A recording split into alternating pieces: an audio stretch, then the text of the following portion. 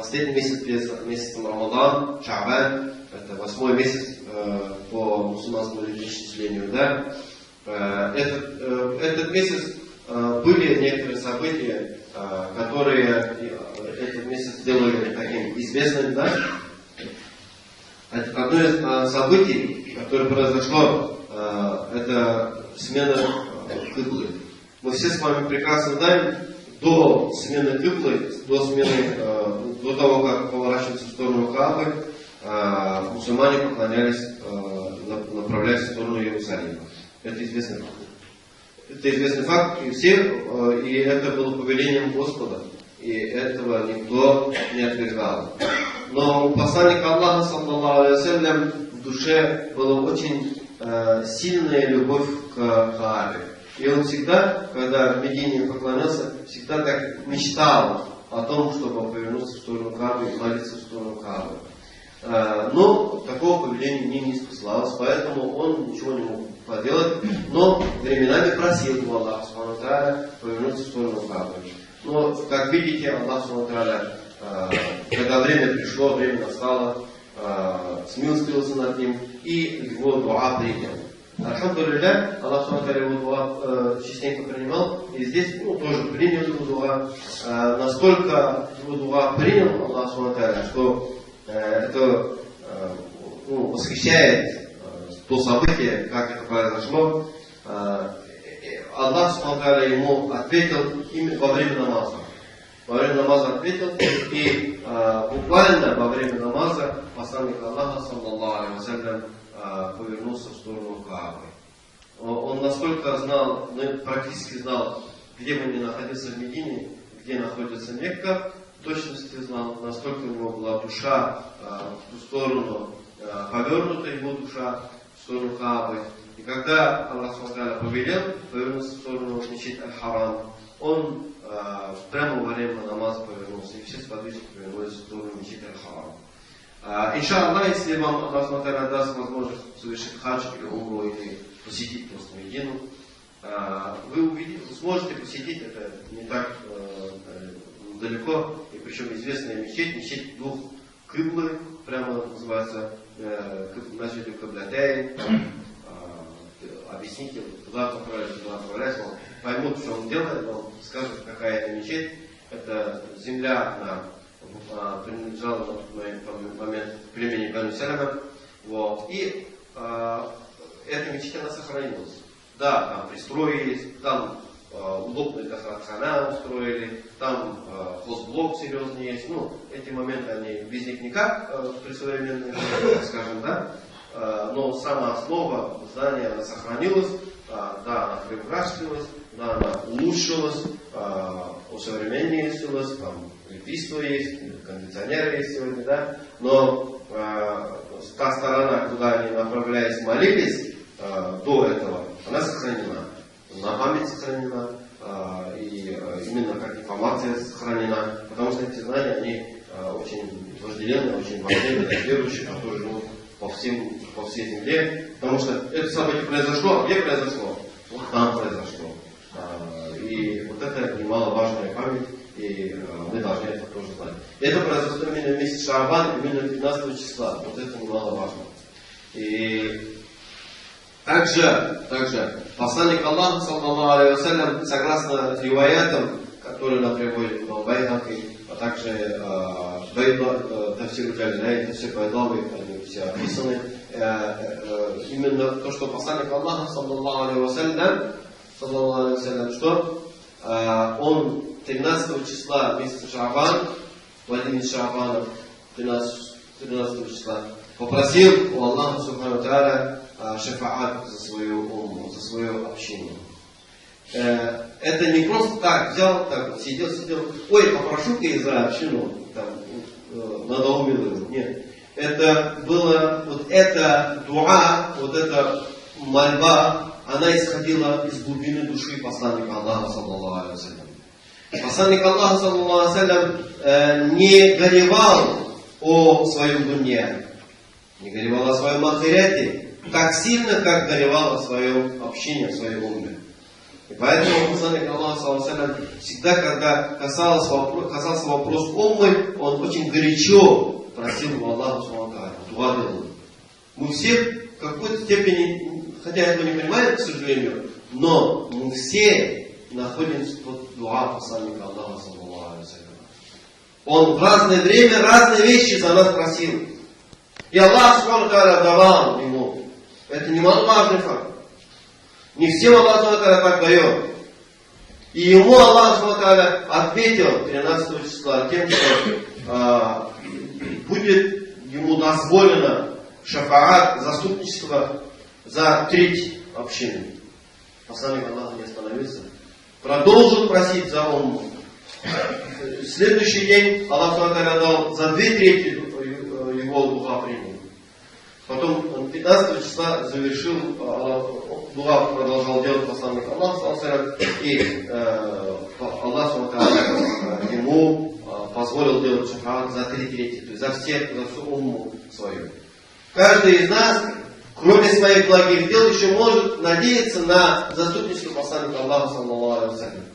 Но это не значит, что мы должны сейчас спать и отдыхать и говорить, там есть посланник Аллаха, и он нас выручит. Нет, не так. Да, Аллах нам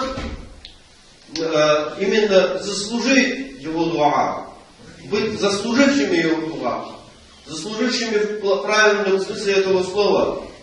Да, Аллах не опозорит самого посланника Аллаха, саллаллаху алейхи ва саллям.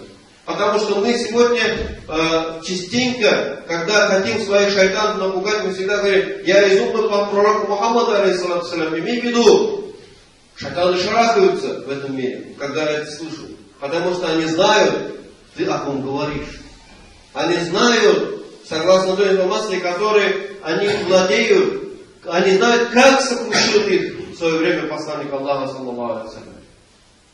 Мы очень часто любим пугать своих шайтанов.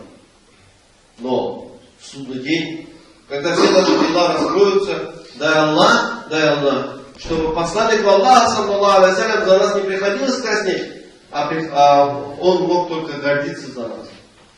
Гордиться нами. Радоваться за нас и гордиться нами.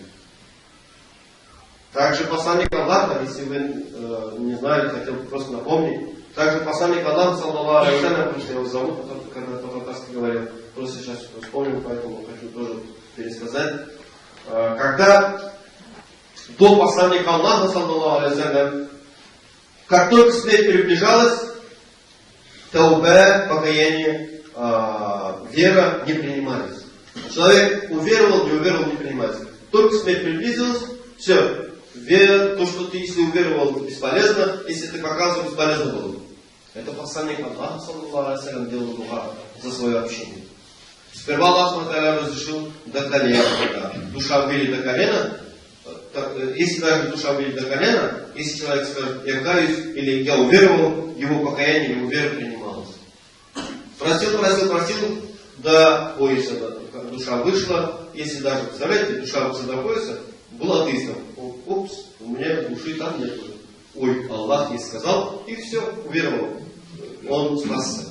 Его считает человек враг попал. Вот. И посланник Аллаха, саллаллаху алейхи ва саллям, не успокоился. И вплоть, душа, когда доходит до горба, только тогда вера не принимается.